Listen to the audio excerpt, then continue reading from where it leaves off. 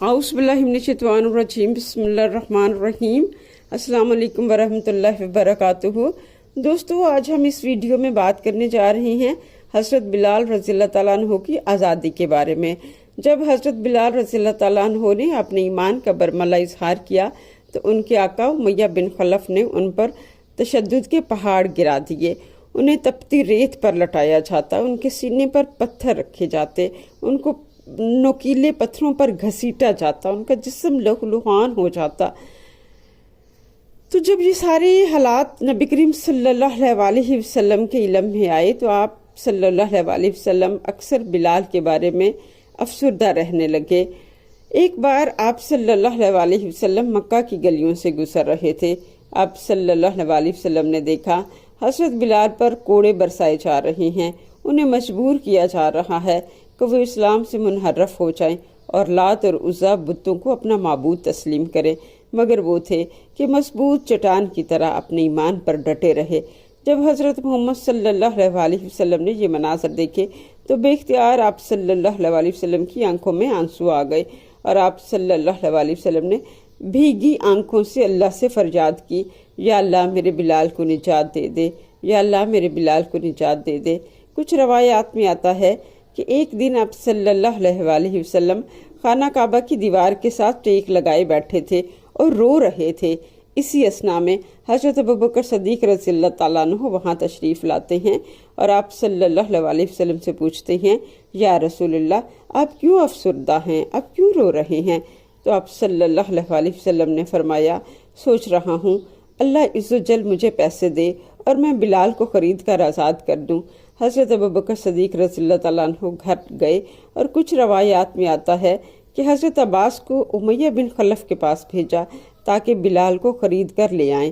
امیہ نے 50 درہم، جو اس وقت کے لحاظ سے بہت بڑی رقم تھی، مانگ لی۔ عباس واپس آ گئے۔ پھر حضرت ابوبکر صدیق رضی اللہ تعالیٰ عنہ خود حضرت بلال کو خریدنے کے لیے امیہ کے پاس گئے۔ کچھ روایات میں آتا ہے کہ عباس حضرت ابوبکر صدیق کے ساتھ نہیں تھے اور کچھ کتابوں میں حضرت زید کا ذکر آتا ہے۔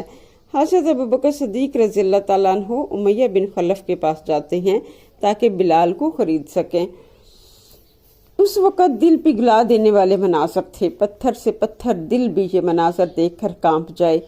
ایک دوپہر امیہ بن خلف نے حسب معمول حضرت بلال رضی اللہ تعالیٰ عنہ کو شدید تپتی ریت پر لٹا کر اوپر 4 بھاری پتھر کے سیل رکھے ہوئے تھے، اور اس پر ہی اکتفا نہیں کیا بلکہ ان پر کوڑے بھی برسائے جا رہے تھے۔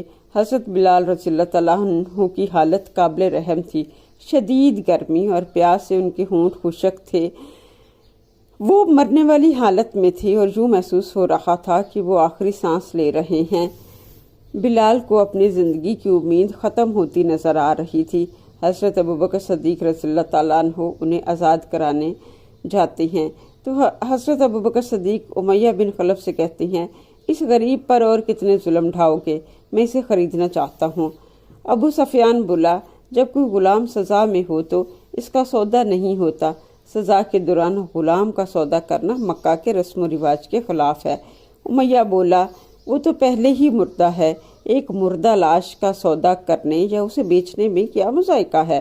اگر ابو بکر 100 درہم میں لاش خریدنے میں دلچسپی رکھتا ہے تو مجھے اس سودے پر کوئی اعتراض نہیں۔ حضرت بلال رضی اللہ تعالیٰ عنہ بے ہوشی کی حالت میں تھے، وہ اس بارگیننگ کی تمام گفتگو سن رہے تھے مگر بولنے کی سکت نہ تھی۔ وہ اپنی آنکھیں کھولنا چاہتے تھے مگر ایسا نہ کر سکے۔ وہ اپنی بند آنکھوں کی حالت میں اپنی خرید و فروخت کی گفتگو سن رہے تھے۔ بہت سے اہل مکہ ان کے ارد گرد جمع ہو گئے۔ جب گفتگو ختم ہو جاتی ہے تو حضرت ابوبکر صدیق رضی اللہ تعالیٰ عنہ حضرت بلال کے قریب جاتے ہیں اور ان کا نام پکارتے ہیں، بلال بلال۔ بلال چمکتے سورج میں اپنی آنکھیں کھولتے ہیں اور حضرت ابوبکر صدیق کو دیکھتے ہیں، ہونٹوں پر مسکراہٹ تھی۔ حضرت ابوبکر صدیق کہتے ہیں، بلال زندہ ہے، بلال زندہ ہے۔ یہ سن کر امیہ بن خلف کہتا ہے، یہ زندہ ہے، اب میں 200 درہم وصول کروں گا۔ حضرت ابوبکر صدیق رضی اللہ تعالیٰ عنہ 200 درہم کی قیمت ادا کرتے ہیں۔ کچھ روایات میں یہ بھی آتا ہے کہ امیہ نے بلال کے عوض 1 رومی غلام اور 2 لونڈیاں بھی 200 درہم کے علاوہ طلب کی۔ जो हजरत अबू बकर सदीक रज़ियल्लाहु ताला अन्हु ने बखुशी उमैया को दे दिए। उमैया अबू बकर सदीक से कहने लगा, तुम एक कामयाब ताजर हो, मगर आज तुमने सबसे घाटे का सौदा किया है। एक काले हबशी गुलाम के बदले इतनी भारी रकम अदा कर दी। हजरत अबू बकर सदीक रज़ियल्लाहु ताला अन्हु ने फरमाया, तुमने इसका ज़ाहिर देखा है, मैंने इसके बातन की खूबसूरती को देखा है। उमैया ने तंजन कहका लगाया और कहा, अबू बकर घाटे में रहा। जिसके जवाब में हजरत अबू बकर सदीक रज़ियल्लाहु ताला अन्हु ने फरमाया, बिलाल के बस अगर तुम 1000 दिरहम भी मांगते तो मैं वो भी अदा कर देता। और एक रवायत में आता है, हजरत अबू बकर सदीक रज़ियल्लाहु ताला अन्हु ने फरमाया, अगर मैं यमन का हुक्मरान होता और तुम बिलाल के बस मुझसे यमन की हुक्मरानी भी मांगते तो मैं वो भी दे देता। बिलाल के बंधे हुए जिस्म को रस्सियों से आज़ाद कर दिया गया और पत्थर की सिलें उनके सीने से हटा दी गई। बिलाल कहते हैं, मैंने महसूस किया कोई नौजवान मेरी मदद कर रहा है। मेरे जिस्म से रस्सियों को खोलने में और सीने से पत्थर हटाने में मैंने उसे पहचानने की कोशिश की, मगर ना पहचान सका। वो ज़ैद थे, नबी करीम सल्लल्लाहु अलैहि वसल्लम के मुंह बोले बेटे। बिलाल बोलना चाहते थे मगर उनमें बोलने की सकत ना थी। ज़ैद ने बिलाल को तसल्ली देते हुए कहा, बिलाल, आज गुलामी की सारी ये जंजीरें हमेशा हमेशा के लिए टूट गई हैं। उमैया बिन खलफ खुशी खुशी से दरहम गिरने में मसरूफ था। अबू बकर सदीक रज़ियल्लाहु ताला अन्हु और ज़ैद उन्हें घर ले आए। हज़रत अबू बकर सदीक रज़ियल्लाहु ताला अन्हु ने उन्हें अपने घर रखा और 5 दिन तक आप जिस्मानी और ज़हनी दर्द जान कनी के अज़ाब में मुब्तला रहे। ना ही वो 5 दिन तक अपने हवास में थे। उनके ज़ख्मों पर मरहम पट्टी की गई, उनका इलाज कराया गया। हज़रत बिलाल रज़ियल्लाहु ताला अन्हु फरमाते हैं, अगरचे मैं मुकम्मल अपने सेंसेस में ना था, लेकिन मुझे महसूस होता था जैसे कोई मेरे कमरे में मेरे लिए दुआ कर रहा है। 5वें दिन उन्होंने अपने आप को कुछ बेहतर महसूस किया और वो चलने फिरने के काबिल हुए। वो ताज़ा हवा में जाकर बैठे। हज़रत अबू बकर सदीक रज़ियल्लाहु ताला अन्हु बहुत खुश थे। उन्होंने हज़रत बिलाल को बकरी का दूध दिया और बताया कि हज़रत मोहम्मद सल्लल्लाहु अलैहि वसल्लम 3 दिन तक बिलाल के पास बैठे रहे हैं और उस वक़्त तक उन्हें अकेला नहीं छोड़ा जब तक कि उनका बुखार कम नहीं हुआ और वो खतरे से बाहर नहीं आ गए। हज़रत अबू बकर सदीक रज़ियल्लाहु ताला अन्हु फरमाते हैं, बिलाल, मैंने तुमसे ज़्यादा खुश नसीब शख्स नहीं देखा जिसके लिए नबी खुदा से दुआ मांगते हैं और 3 दिन तक तुम्हें अकेला ना छोड़ा।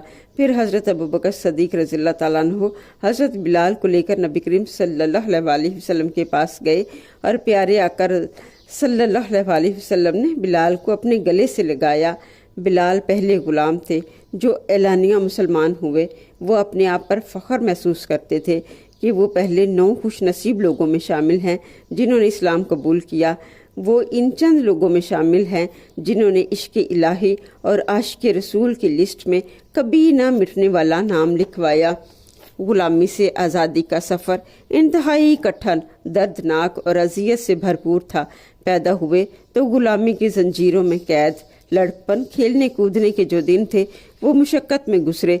जवानी तपते सहरा की झुलसती रेत पर कोड़े खाते, सीने पर भारी पत्थर, तमाम अज़ियतों में, तमाम मुशक्क़तों में, दर्द में, फाकों में सच्चाई, सब्र और इस्तिकामत का दामन नहीं छोड़ा।